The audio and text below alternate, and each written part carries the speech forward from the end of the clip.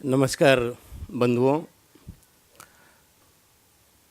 पहली मेरी press conference है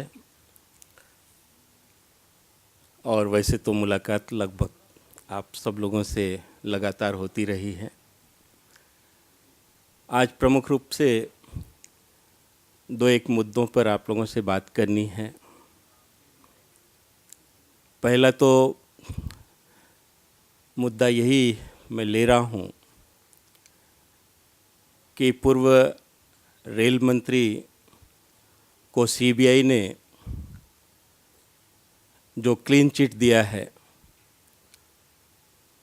कहीं ना कहीं इसके पीछे कुछ ऐसे तथ्य उभर कर आ रहे हैं जो आप लोगों के सामने रखना आवश्यक है। रेलगेट मामले में सीबीआई द्वारा पूर्व रेल मंत्री पवन बंसल को क्लीन चिट दिए जाने पर एक बार यह पुनः प्रमाणित हो रहा है कि सीबीआई किस प्रकार कांग्रेस के हाथों का खिलौना बन गई है। यह बात भी उभर कर सामने आ रही है कि इस क्लीन चिट के पीछे कहीं पीएमओ या पीएम यानी प्रधानमंत्री को बचाने की कवायद तो सीबीआई नहीं कर रही है। वैसे ही जैसे कोलगेट कांड की तरह इस रेलगेट कांड में प्रधानमंत्री की भूमिका तो नहीं रही है, प्रधानमंत्री कार्यालय की। जिस प्रकार अश्विनी कुमार पीएम या पीएमओ को बचाने के लिए उनको मंत्रालय से हाथ धोना पड़ा है,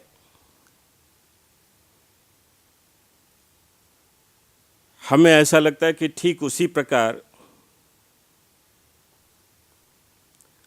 पीएमओ की भूमिका को छिपाने के लिए सीबीआई द्वारा पूर्व रेल मंत्री को क्लीन चिट दिया जा रहा है। रेलवे बोर्ड के सदस्य और रेलवे बोर्ड के चेयरमैन की पदोन्नति जो मंत्री पद के बाद का सबसे बड़ा पद और भारत सरकार का संयुक्त सचिव के इक्वल पोस्ट होता है, उसकी बोली कांग्रेस नेता और पूर्व रेल मंत्री रहते हुए लगी तो नहीं थी रेल मंत्री द्वारा, जिसके लिए करोड़ों रुपए दिए गए। उसमें सीबीआई ने उनके भांजे को तो आरोपी बनाया है, लेकिन इस घिनौने कृत्य के लिए सीधे जिम्मेदार तत्कालीन रेल मंत्री को क्लीन चिट कैसे दे दिया गया। लगभग सीबीआई के पास जो रिपोर्ट है उसमें ये कहा गया है कि 80 घंटे महेश कुमार और उनके भांजे के बीच में वार्ता हुई थी। यह वार्ता केवल उनके घर से नहीं बल्कि कार्यालय से भी हो रही थी। और आप समझ सकते हैं कि रेल मंत्री का जो रूम होता है, कार्यालय, जो उनकी ऑफिस यानी जहां वो बैठते हैं, वहां से बात हो रही थी। तो वह रूम तो रेल मंत्री के न रहते हुए खुलता भी नहीं है। अगर रेल मंत्री कार्यालय के रूम से या घर से ये 80 घंटे बातें हुई हैं तो यह बात अपने आप ही समझ में आती है कि या तो उनके रेल मंत्री के सामने बात हुई होगी या तो उनकी जानकारी में बात हो रही होगी। रेलवे बोर्ड का जो मंत्री पद होता है, ये सदस्य अथवा चेयरमैन का, पहले ही मैंने बताया कि यह गवर्नमेंट ऑफ इंडिया के जॉइंट सेक्रेटरी लेवल का होता है और जॉइंट सेक्रेटरी लेवल के किसी पद की नियुक्ति अथवा ट्रांसफ़र के मामले में फाइलें न केवल डीओपीटी बल्कि पीएमओ तक जाती है। अगर महेश कुमार का अपॉइंटमेंट हुआ रेलवे बोर्ड के सदस्य के पद पर और उसके एक दिन बाद रेल मंत्री का भांजा 90 लाख रुपए के साथ गिरफ्तार किया जाता है, तो इसमें रेल मंत्री के स्वाभाविक भूमिका से इनकार नहीं किया जा सकता है। पर चूंकि महेश कुमार का जो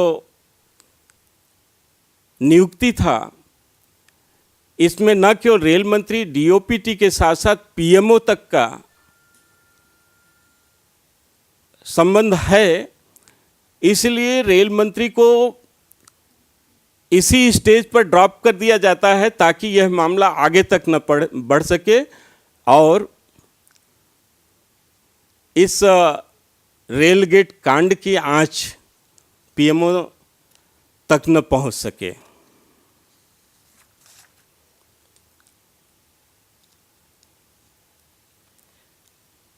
यदि सीबीआई अपने चार्जशीट में पवन बंसल का नाम शामिल करती तो इसकी पीएमओ के भी इस घोटाले में सहभागी होने की बात सामने आती और इस प्रकार पवन बंसल को क्लीन चिट देते हुए सीबीआई ने एक बार पुनः प्रधानमंत्री को बचाने की कोशिश की। हम मांग करते हैं कि सीबीआई पूर्व रेल मंत्री को भी अभियुक्त बनाए, तब ही वास्तविक सच्चाई सामने आ सकती है। यह बहुत गंभीर विषय है। इस पूरे मामले से भाजपा की इस मांग कि प्रधानमंत्री को इस्तीफा देना चाहिए, जो हम लोग पूर्व में भी इस पर प्रधानमंत्री के इस्तीफे की मांग कोलगेट कांड में जब लॉ मिनिस्टर अश्विनी कुमार के इस्तीफा के बाद उठा था, तो इस मामले से भी हमारी इस मांग का, जो हम लोग प्रधानमंत्री के इस्तीफे की मांग करते हैं, उसको बल मिलता है। दूसरी एक समस्या और है, बहुत दुखद घटना झारखंड में हुआ है। झारखंड के एक युवा पुलिस ऑफिसर और उसके ड्राइवर के साथ 4 उसके अंगरक्षक की जो हत्या हुई है, गोलियों से भून दिया गया है, वो शहीद हुए हैं। इस घटना से भी यह साबित हो गया है कि विगत मई माह में छत्तीसगढ़ की दरभा घाटी में हुए भीषण नक्सली हमले से कोई सबक नहीं लिया गया, बल्कि इस आशंका से भी आंखें मूंद ली गईं कि नक्सलियों पर दबाव बढ़ाने और पश्चिम बंगाल में पंचायत चुनाव को देखते हुए इलाके में नक्सलियों की मौजूदगी बढ़ सकती है। मित्रों, झारखंड में करीब 6 माह से कोई सरकार नहीं है और अब राष्ट्रपति शासन की समय सीमा पूरी होने से पहले जो लोग मिलजुल करके सरकार बनाने का गुड़ा भाग कर रहे हैं, वे नक्सल समस्या के समाधान के बारे में मौन क्यों हैं? यूपीए 2 द्वारा सत्ता संभालने के बाद से अब तक नक्सली हमले में 315 से ज़्यादा जवान और 100 से ज़्यादा आम नागरिक मारे जा चुके हैं और कई गंभीर रूप से जख्मी भी हुए हैं। इसके बावजूद आंतरिक सुरक्षा के लिए गंभीर खतरा बने नक्सलवाद के प्रति यूपीए सरकार कोई ठोस कार्रवाई नहीं कर पा रही है। सरकार नक्सलवाद जैसी गंभीर समस्या के प्रति गंभीर होने के बजाय नक्सलवाद का समर्थन करने वाले लोगों को महिमा मंडित कर रही है। ऐसे तथाकथित बुद्धिजीवी लोगों को जो नक्सलवाद का समर्थन अपरोक्ष रूप से करते रहे हैं, इनके बारे में भी सरकार को सोचना तो होगा ही।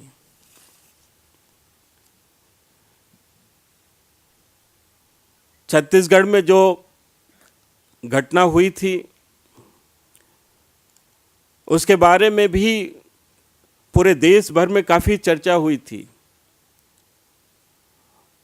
वो दुखद घटना था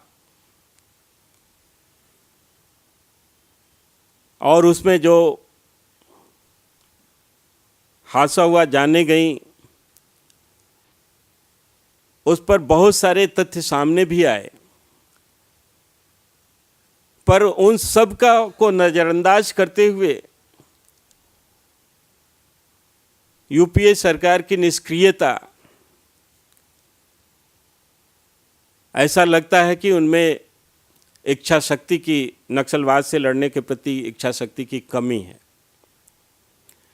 यूपीए सरकार नक्सल प्रभावित क्षेत्रों के राज्यों को विश्वास में लेकर एक ठोस रणनीति बनाए और उसे अमल में भी लाए, तभी आंतरिक सुरक्षा के लिए नासूर बने नक्सलवाद का खात्मा हो सकता है।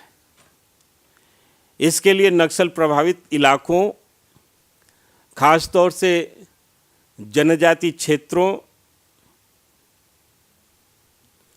के चतुर्दिक विकास पर सरकार को बल देना होगा। साथ ही पुलिस बल को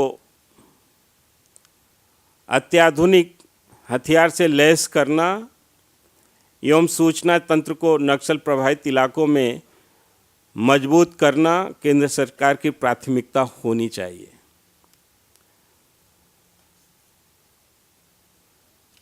हमें ऐसा लगता है कि नक्सलवाद प्रभावित जितने भी स्टेट्स हैं देश में, उनके साथ मिलकर के केंद्र की कोई नीति तैयार हो और उसे अमल में लाया जाए, वरना जिस तरह से हमारे पुलिस ऑफिसर्स और महत्वपूर्ण लोगों की हत्याएं हो रही हैं, कहीं ना कहीं इस देश के लिए यह बहुत बड़ा नुकसान है। और ऐसे नुकसान को से हम अपने देश को बचा सकते हैं।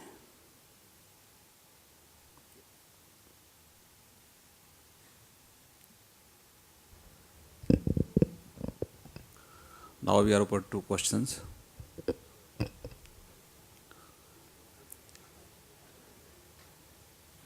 हाँ मैडम, आप पूछिए क्या सवाल।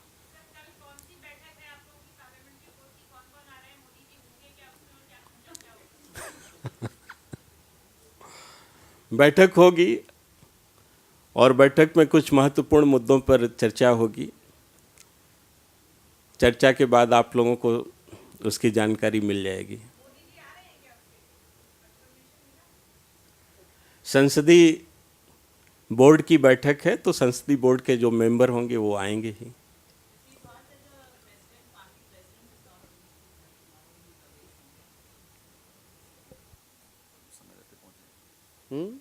हाँ, समय रहते और वो सारे लोग पहुंच जाएंगे। बहुत बहुत धन्यवाद, थैंक यू वेरी मच। क्या पूछिए, क्या सवाल है?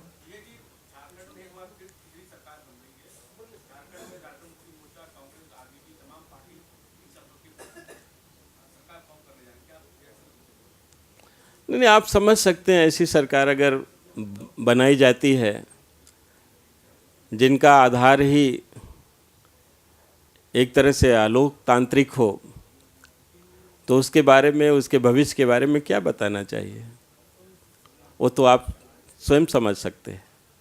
विकास बाबू,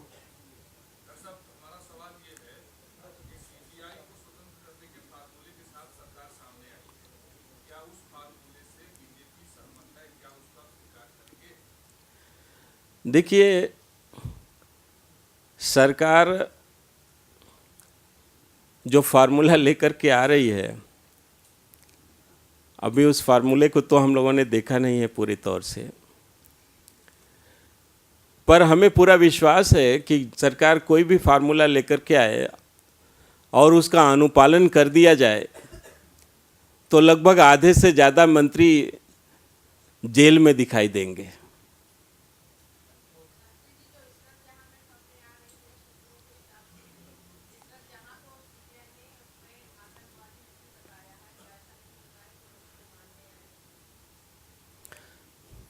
देखिए, जहाँ तक जहाँ की बात है, आतंकवादियों के साथ रहने वाले को आप क्या समझते हैं? कैसे उसको क्लीन चिट दिया जा सकता है?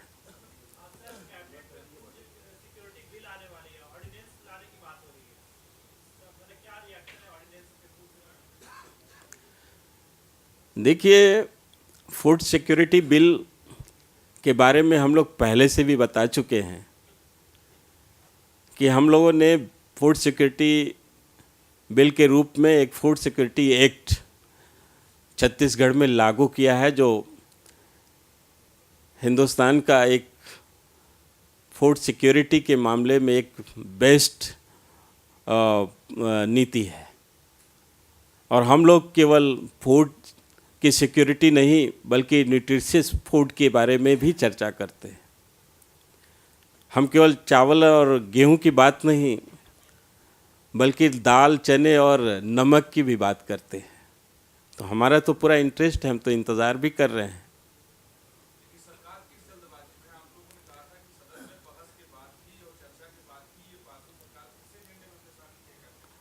नहीं, सरकार का मंशा तो स्पष्ट है।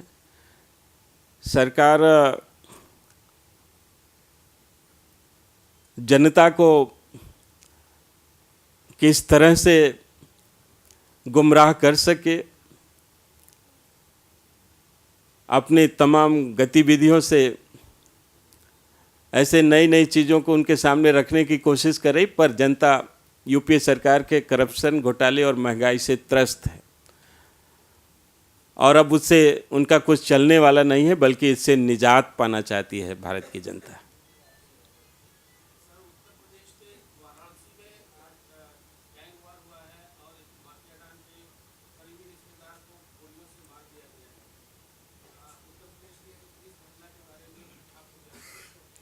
ये तो सच है कि उत्तर प्रदेश में लॉ एंड ऑर्डर की स्थिति बहुत गंभीर है। इतना ही नहीं, साल भर की सरकार अभी हुई है और 108 से ज़्यादा दंगे अभी हो चुके हैं। इसी से आप अंदाज लगा सकते हैं कि उत्तर प्रदेश में कैसी सरकार चल रही है।